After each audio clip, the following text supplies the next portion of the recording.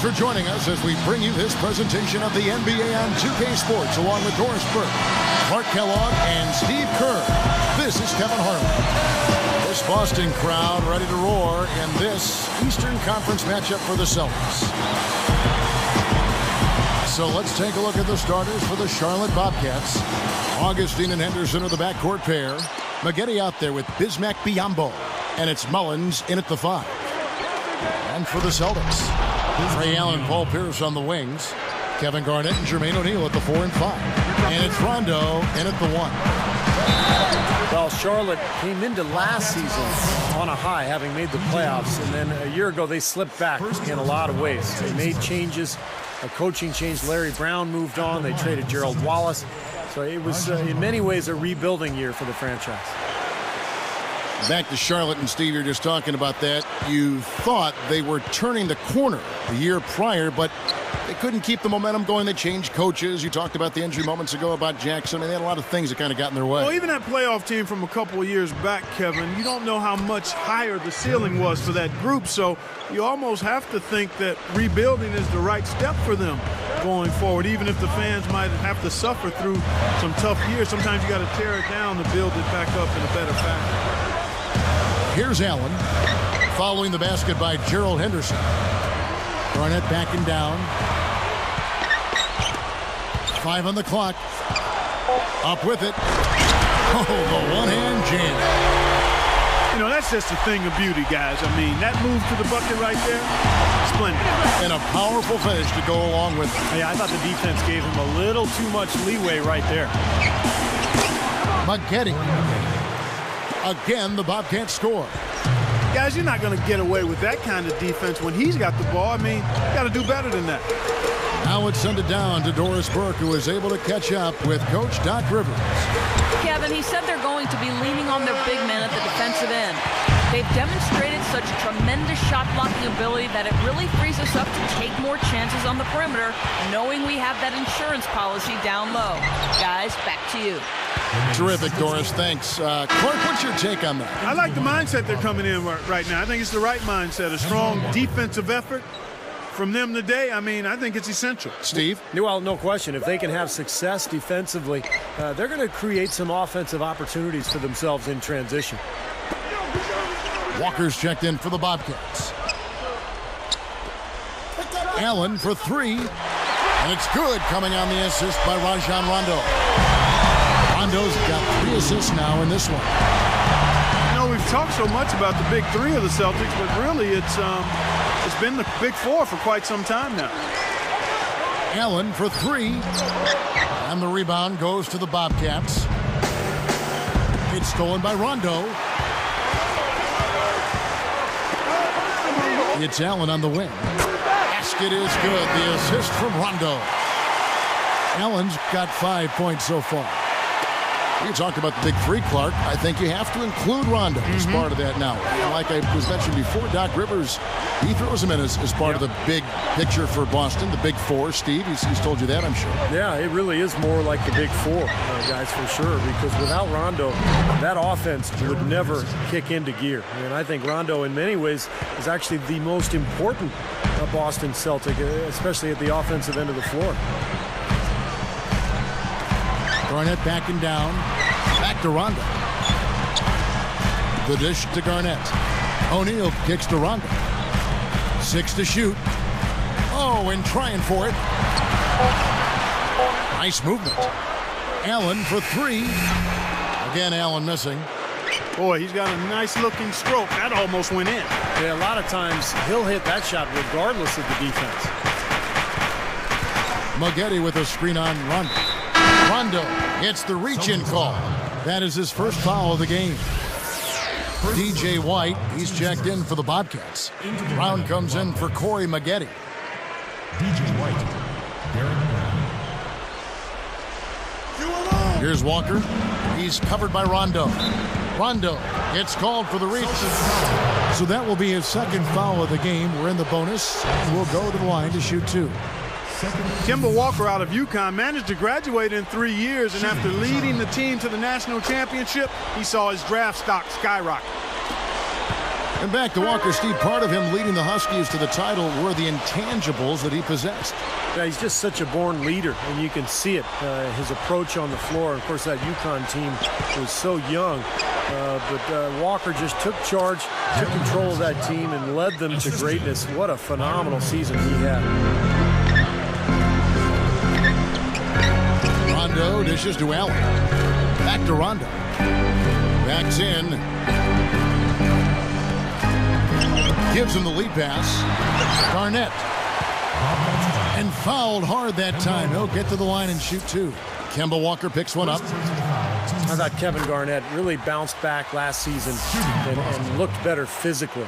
Remember, the knee issues have been a problem over the years, but looked great last year and is always the key to that Celtics defense.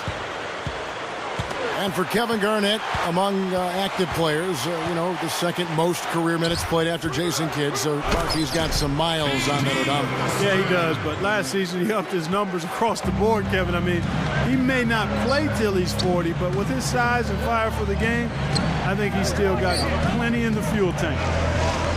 Here's Walker after the basket by Boston. Dishes it to Henderson. I really don't like what I'm seeing their last couple of possessions, Kevin. That's 2 turnovers in a row, careless turnovers at that. Now they're getting a little casual with the ball. They've got to nip that in the bud right now. Here's Pierce. Misses the layup. He had him with that pump fake. Bobcats trail by 4.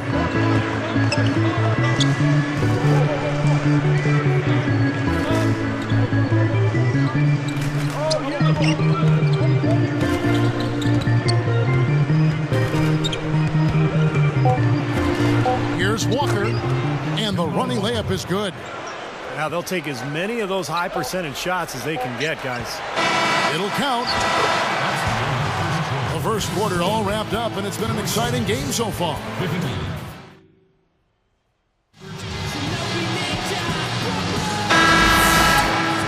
Well, up to this point, a closely contested game as we start the second quarter.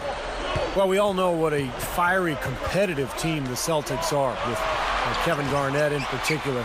And that's one of the reasons they were second in the NBA in technical fouls last season. And now, brought to you by Gatorade, all fueled up and ready to go. Let's reset our lineups. On the court right now for the Bobcats, Bismack Biyombo is out there with White. Then it's Maggette. Then there's Brown. And it's Augustine in at point guard. And so speaking of the Celtics, some have said, Clark, that they go overboard getting into it with other teams, players. That wasn't your game, but take us inside that whole world of the play. You know what? I don't know if the Celtics do it any more than any other teams. I mean, Kevin Garnett is very demonstrative, has been since he's been in the league, and that intensity sometimes spills over. And I always felt that you had to be who you were. You couldn't try to fabricate something that wasn't part of your natural makeup. So if you are a guy that's verbal and a jawjacker, then you've got to do it within the parameters of what's going on in the game. If you're not, then you can't be that to try to improve your performance. So I've always said, like the young folks do, do me, be you, Garnett backing down. And they will call over the back on the play. He was climbing all over the defender on that one, no doubt. Yeah, I agree with you. I mean, a pretty easy over the back call right there, partner. For the Bobcats, Mullins is checked in, and it's Henderson for Derek Brown. Here's Augustine, still looking to get on the scoreboard. It's stolen by Rondo. And a chance here to catch up with the fourth member of our crew, Doris Burke. Hi, Doris. Kevin, Ray Allen's work ethic is the stuff of legend. He noticed when practicing coming off screens that he was better turning right because his dominant right eye locked on the rim faster. So he made a quick adjustment by turning his head faster when moving left. He said shooting becomes much easier because I know where I needed to be quicker. Guys, like a true technician, he's always looking for a way to refine that stroke. He's something else, Doris. Thanks. And you can see the way he breaks it down, almost scientifically. His great shooting is no accident. Well, I think Corey Maggette had a rough first year in Milwaukee as his numbers just weren't where they have been throughout his career. And it was just a bumpy transition for Maggette. Now here's Rondo. Boy, a lot of darkness there. No daylight to get that ball through. Three-pointer, Augustine gets it to go. Augustine's got himself going there. His first points of the game on the deep ball. Clark, you brought up Maggette. He had some injuries, too, and I think that probably was a force in all that stuff. No doubt. And, Steve, it was a very forgettable year for him. Well, he's starting to get up there in terms of age, Kevin, and you can see it in the free throw attempts. That's always been Maggette's bread and butter. He normally averages about 8 or 9 free throw attempts per game. That number was down to about 5 a year ago. Some changes for Boston. Ray Allen is checked in for Petrus. And it's Avery Bradley in for Rajon Rondo. Tyrus Thomas is checked in for the Bobcats. Walker comes in for Gerald Henderson. Walker guarded by O'Neal. Money shot. And Charlotte again with the bucket. Well, last season, the Celtics, one of the great defensive teams in the league, but they didn't do it with a lot of shot blocking. I mean, they tied for second least in the league in that category. It just goes to show you, you can still be good as a field goal defense team without blocking shots. Nice job defensively. The rotations were there. They really challenged that shot. And Augustine kicks to Maggette. Shoots over Bradley. No good from Maggette. That's a good point, Clark, about the Celtics and not a lot of blocked shots and all the injuries, Steve, in that front court played a part in that. And age, Kevin.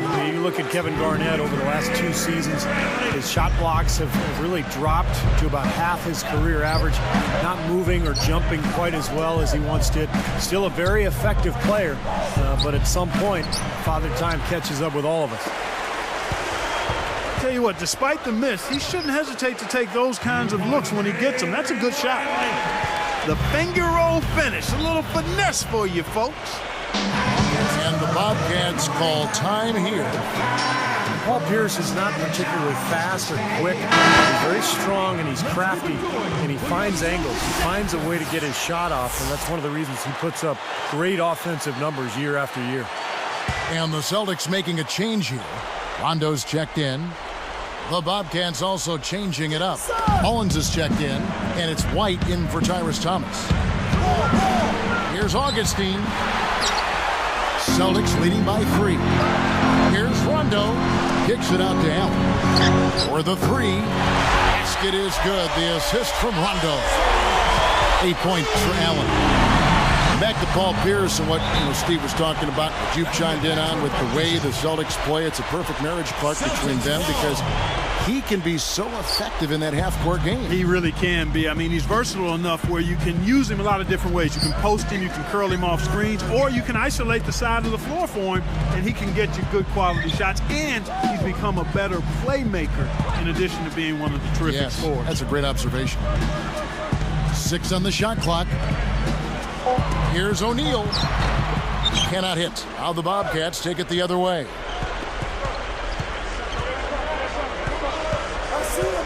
And here's Walker. White the pass to Augustine.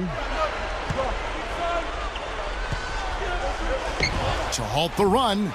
Kevin Garnett grabs the miss. And here comes Rajon Rondo. Outside Pierce. Allen for the 3. And he beat the buzzer, but it's no good. And the Bobcats.